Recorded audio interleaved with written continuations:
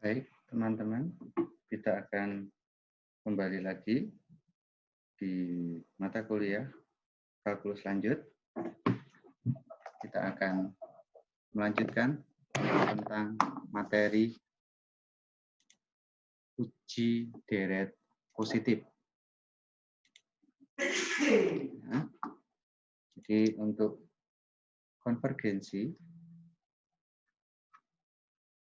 deret positif yang pertama kemarin jumlah parsial terbatas, yang kedua uji integral, nah yang ketiga kita uji banding. Uji banding ini ada dua, uji banding deret, yang kedua uji banding limit. Uji banding deret, kita harus mencari deret dari yang lain, deret lain gitu ya. Kalau uji banding limit, kita menggunakan suku dari deret tersebut. Ya, oke.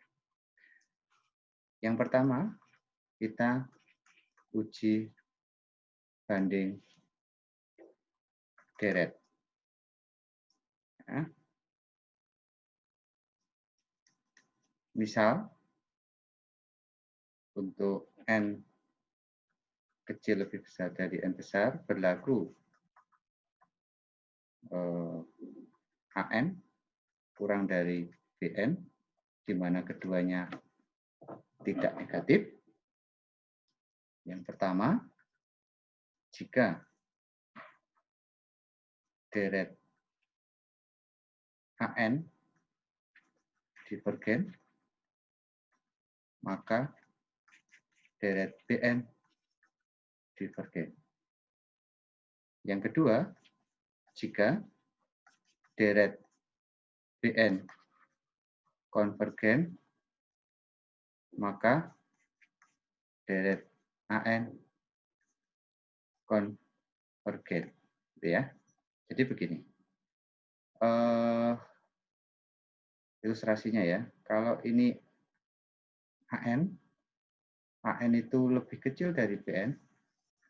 Ya, ini BN, ini AN. Nah, kalau AN-nya ini aja divergen, maka yang lebih gede juga divergen.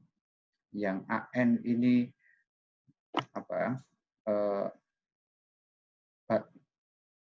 yang AN ini batasnya nggak tahu batas atasnya, maka yang BN juga nggak tahu. Yang kecil aja nggak tahu apa yang gede. Gitu ya. Gitu pun yang begini, kalau BN ini konvergen, jadi deret yang lebih gede ini mempunyai batas atas, berarti batas atasnya untuk BN tadi juga menjadi batas atas untuk AN, gitu ya. Gitu. Jadi kalau yang besar aja punya batas atas, apalagi yang kecil, gitu. Kalau yang kecil tidak mempunyai batas atas, apalagi yang gede, gitu. Jadi pasti akan lebih besar lagi. Oke, baik, kita lihat contohnya. Ya, saya ambil dari buku juga. Contoh, ya. Apakah N per sigma ya, 5N kuadrat min 4 ini konvergen atau divergen. Gitu ya. Nah, kita cari deret yang efektif untuk menduga. Ya. Kita cari dulu penyelesaian N per 5N kuadrat min 4, dia akan lebih besar dari N per 5N kuadrat. Gitu ya. Karena ini sekian dikurangi. Gitu. Ini kan penyebutnya lebih kecil daripada yang ruas kanan ya. Nah, N per 5N kuadrat itu sama dengan 1/5 kali 1/n. Nah, kita tahu bahwa deret 1/n atau deret harmonik pada pertemuan berikutnya, pada pertemuan sebelumnya, diketahui ini divergen. Ya, divergen. Oke. Yang lebih kecil divergen, gitu ya. Jadi, ya, sigma 1/n ini kan kurang dari sigma n per 5n kuadrat min 4, gitu ya. Kalau ini yang lebih kecil, ini divergen, maka yang ini yang lebih besar juga divergen. Ya. Ya. Jadi kalau tadi kan AN kurang dari BN gini ya. Kalau sigma AN divergen, maka sigma BN divergen. Ya, jadi sigma N per 5N kuadrat min 4 ini divergen. Oke, kita cari yang apa ya, yang kira-kira konvergen apa gitu ya.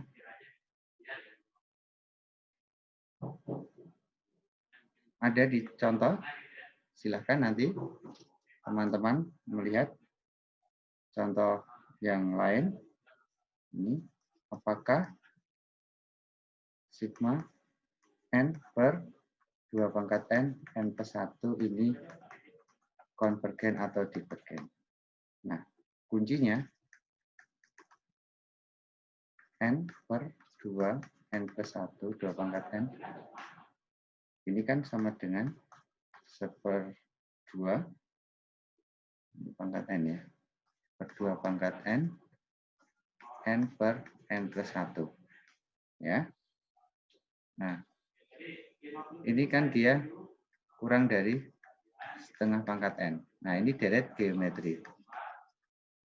Geometri di mana R-nya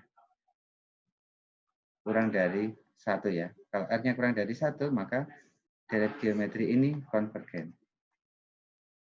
Padahal ini lebih besar daripada yang ini. Ya. Sigma N per 2 pangkat N, N plus 1, kurang dari deret setengah pangkat N. Itu ya. Kalau sigma AN ya, tadi apa?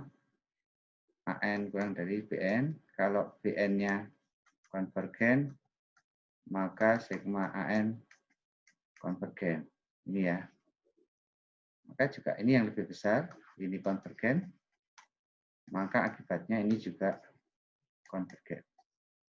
Jadi, sigma N per 2 pangkat N, N plus 1 ini konvergen. Oke, gitu teman-teman. Silakan nanti dicoba untuk latihannya. Ada banyak latihan.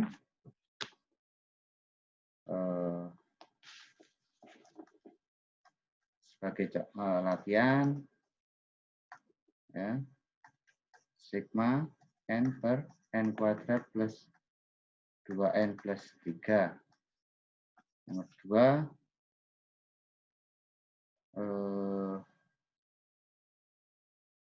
sigma 1/n akar N plus 1.